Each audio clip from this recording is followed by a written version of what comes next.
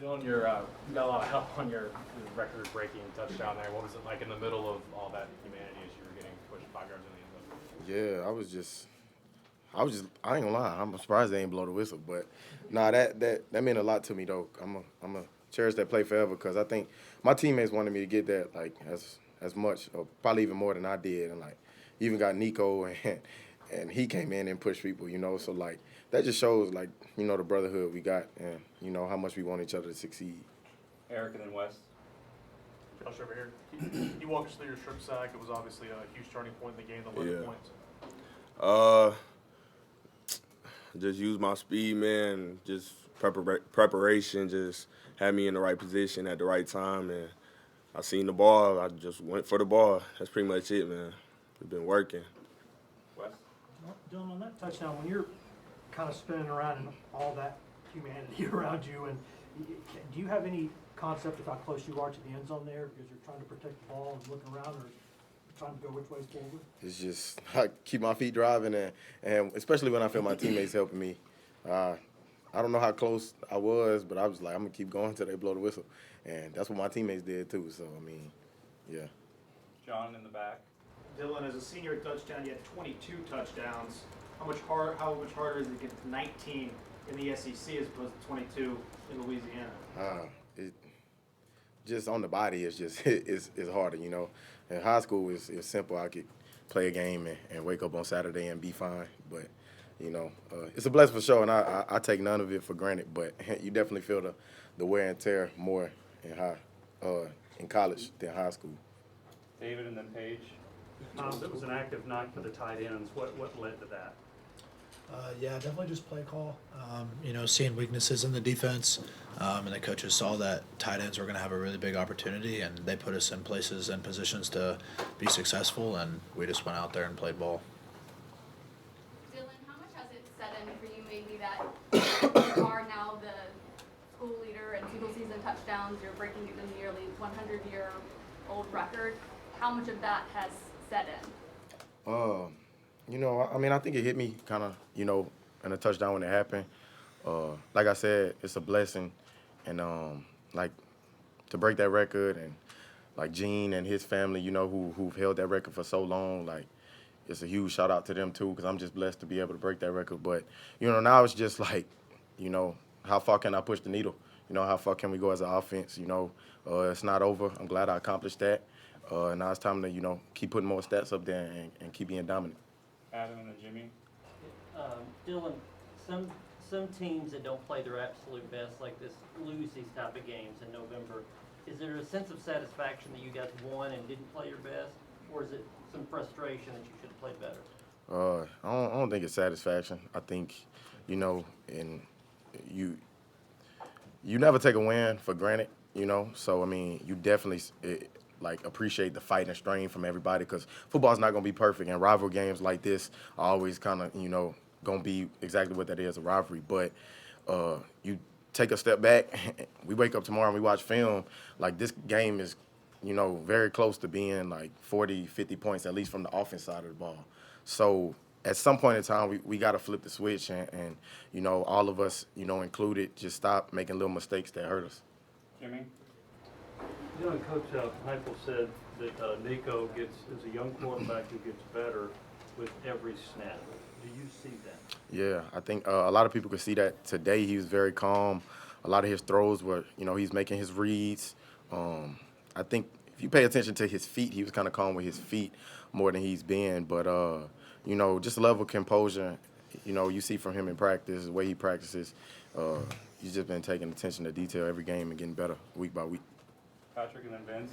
Miles, a couple questions for you. Nico said on your touchdown that you made it sound like you maybe weren't supposed to be where you were. Did you take us through that play? And also, did you also kind of describe what it was like for the rest of the offense to see Dylan get that record tonight? Yeah, so that play that I ended up scoring on, kind of a pick slip play. It's made for a man coverage, a holding, slipping across the formation, and I'm supposed to track who's running with them. And I push up to track, and obviously it's zone, so nobody's running with them. And we had never really repped in practice this week versus zone. So obviously you push up and, nobody's there, and you're like, all right. and it all happens like that. So just turning around and then me and Nico locking eyes, and then obviously you're out in space and he throws the ball up. That's just the kind of player that Nico is, not freaking out or anything like that. And luckily enough, I just happened to turn around. So, yeah, it was great by Nico. And to see Dylan, you guys as his teammates see him get that record. Yeah. You know, I've told Dylan from the beginning, like, man, I'll always block for you. Man, this team has a culture, and like we have such a deep love for each other. And man, for just me to be here, you know, to tell my kids one day, be like, man, I played with Dylan Sampson. I blocked for him. Like, I was there when he broke the record. Like, that just means the world to me, and that I could just be a part of it. We'll go to Vince, don't do a few more after that, West, Ben, and then Jimmy to finish out. Dylan, on y'all's first touchdown, Peyton Lewis was in the game the entire drive, and he got the touchdown run. What'd you think of his performance tonight, and then working to try to get back in action? Yeah, man, I think he went out there and, you know, you could see the more carries he started to get, the more comfortable he started. And he's a very explosive runner. And you could just see him gaining confidence on that drive. And he was tired at the end, just like we all are, you know. But Coach trusted him, and, you know, he trusted himself to go and finish that drive, and he deserved it, you know, along with everybody else who helped him get in the end zone. But, you know, I'm proud of him, and I know he's going to continue growing. Josh, in terms of y'all defensively, there's been so many times this season where you've just, you know, you've had to make big plays, right? Yeah. Maybe a couple years ago it was the offense that would keep going, and this year it's been the defense to kind of get things turned around. How much pride do y'all take in that, your ability to kind of carry things at times? We take a lot of pride in it. We feel like we gave up too many yards and honestly too many points, and too many big plays. So when things like that happens, we just try to bounce back and just next play model.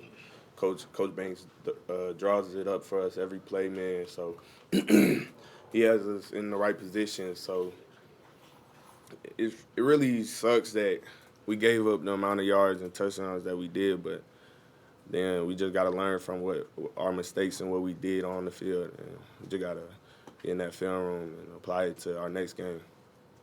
Two more, Ben, and then Jimmy to finish out. Yeah, Josh, what adjustments were made there to maybe clean up some things that Kentucky was able to produce, and how much did you and James enjoy kind of going back-to-back possessions there to end the possession?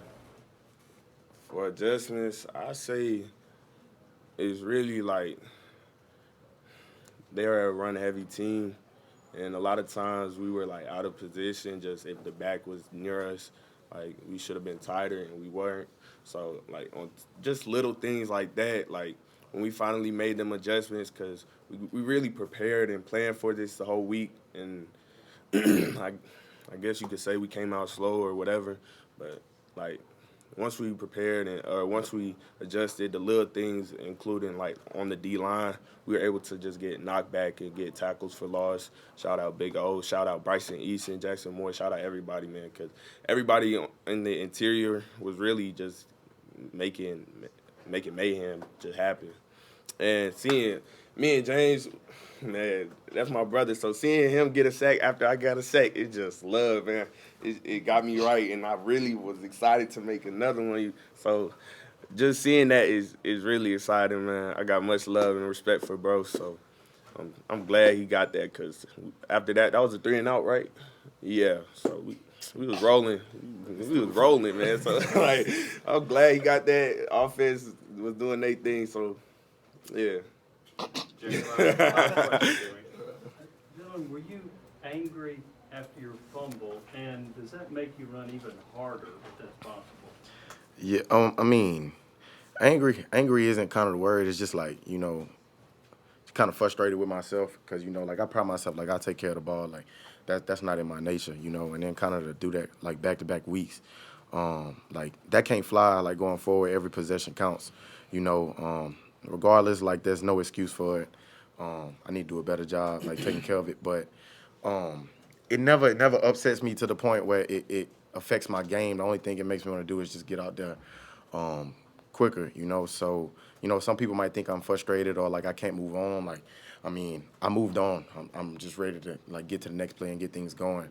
So, you know, that's kind of all it is. But just that's what this game is about: putting things behind you, good or bad. Like, you know, it's never over till it's over. So you got to keep playing. Thanks, everybody. Appreciate it. Good night, everybody.